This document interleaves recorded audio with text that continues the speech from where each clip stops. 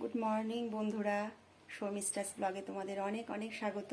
আশা করি তোমরা সবাই ভালো আছো। আজকে একটা অন্যরকম ব্লগ হতে চলেছে।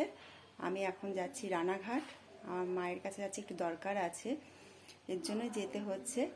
তা সকালবেলায় আমি রান্নাবান্না সেরে নিয়েছি, ডিমের ঝোল আর ডাল করেছি, আর কিছু করিনি যেহেতু বেরোবো। সকালবেলায় গোপালকেও স্নান করিয়ে পুজো টুজো দিয়ে নিয়েছি, আর গোপালকেও সাথে নিয়ে যাচ্ছি। গোপালটাকে একটু পালিশ করাবো, দেখা যাক কতদূর কী হয়। তাহলে তোমরা আমার ব্লগটা দেখতে থাকো, আশা করি তোমাদের ভালো লাগবে ব্লগটা। আমি এখন বাড়িতে চলে এসেছি মার কাছে, আর গোপালের কিছু জিনিসও কিনেছি, সেটা তোমাদের বাড়ি গিয়ে দেখাবো।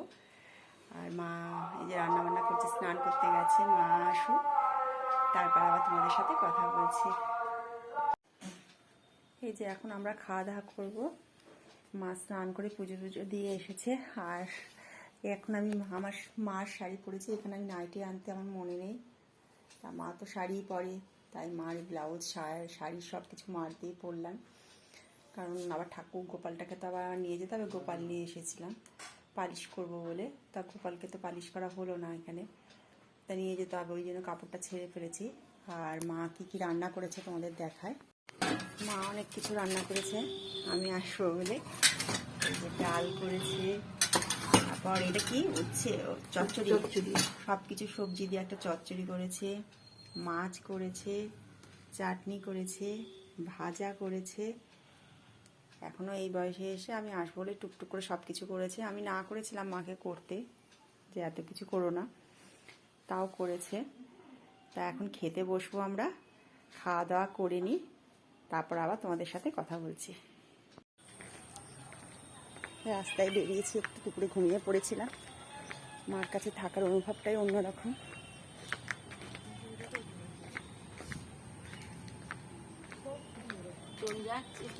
হ্যাঁ যাবো, একটু দোকানে যাচ্ছি।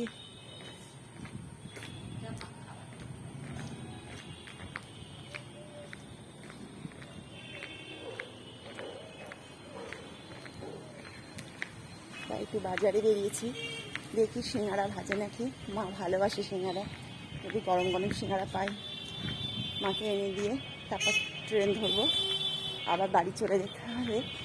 থাকা তো সম্ভব নয়, আর মেয়ে দুটো বাড়িতে কাজ করছে, তাড়াতাড়ি এই জন্য বেরোলাম। শীতের বেলা দেখি এই যে দোকানে আসছি, পাই নাকি দেখি সিঙ্গারাটা। যে আমি এখন বেরিয়ে যাচ্ছি, ট্রেনটা যদি না পাই অসুবিধা হয়ে যাবে। আর মাকে সিঙ্গারাটা এনে দিয়েছি, এবার চলে যাচ্ছি। তাহলে তোমাদের সাথে ওখানে গিয়ে আবার কথা বলবো, একটু তাড়াতাড়ি আছে। আমি বাড়িতে চলে এসেছি, বাড়িতে চলে এসে এখন এই যে পুজো দিতে বসেছি।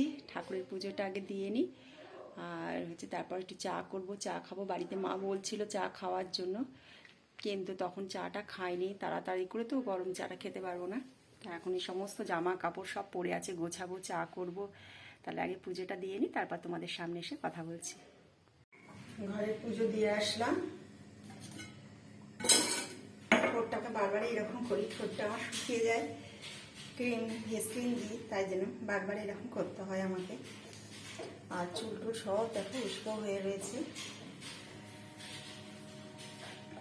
মুখ চোখ ভালো করে ধুয়ে ক্রিম লাগাতে হবে। চা খাবো, জামা কাপড় যা ছিল গুছালাম, ঠাকুর পুজো দিলাম।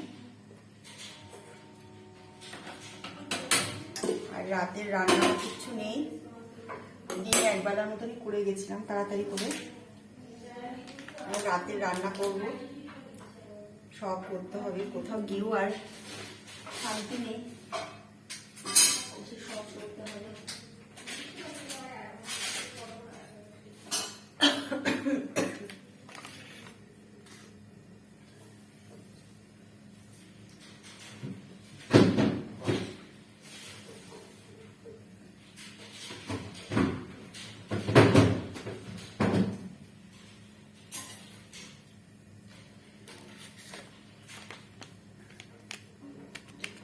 ট্রেনটা প্রচণ্ড ভিড় ছিল, কৃষ্ণগর লোকালটা।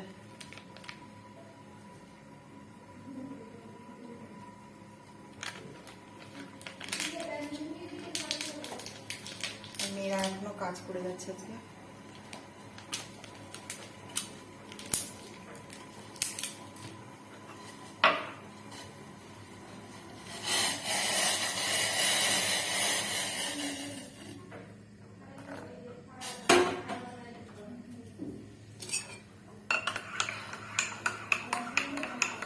মার কাছে গেছিলাম, মা কত কিছু রান্না করেছে, পারে না তবু আমি গেছি, ওর আজ অনেক কিছু রান্না করেছে।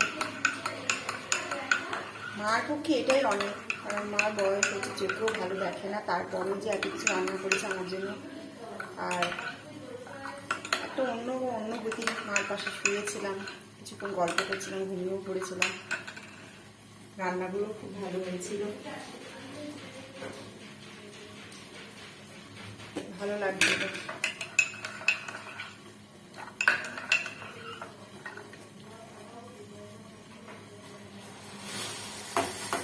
পাটা ব্যথা তো, বেশি হাঁটা আমার পক্ষে সম্ভব না, উচিতও নয়, তাও আমি যাই, দরকার ছিল আজকে যাওয়া, তাই গিয়েছিলাম।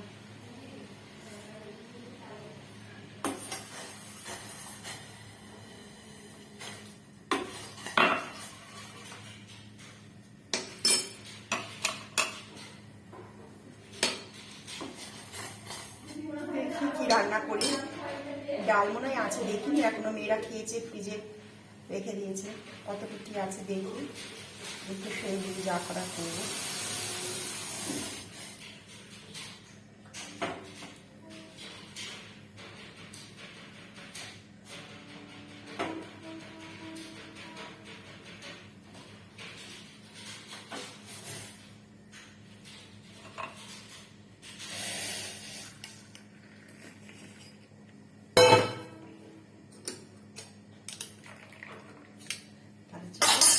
চাটা খেয়ে নিই আগে। আমি এখন রাতে রান্না চাপিয়ে দিয়েছি, ভাতটা হয়ে গেছে, আর আলু ফুলকপি রসা করছি, রাত্রে একটু ডাল অল্প আছে, তোমাকে দেখাই একটু দাঁড়াও। এই যে আলু ফুলকপি রসা হবে,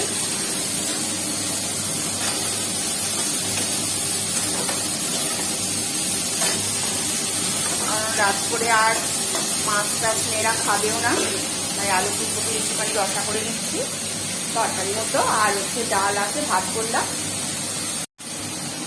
তাহলে আর রাত্রে আমার আর দেখানোর মতো কিছু নেই, ব্লগটাকে আমি আর বাড়াতে চাই না। তোমরা সবাই ভালো থেকো, সুস্থ রেখো, আবার কালকে আর একটা নতুন ব্লগ নিয়ে তোমাদের সামনে আসবো। শুভরাত্রি।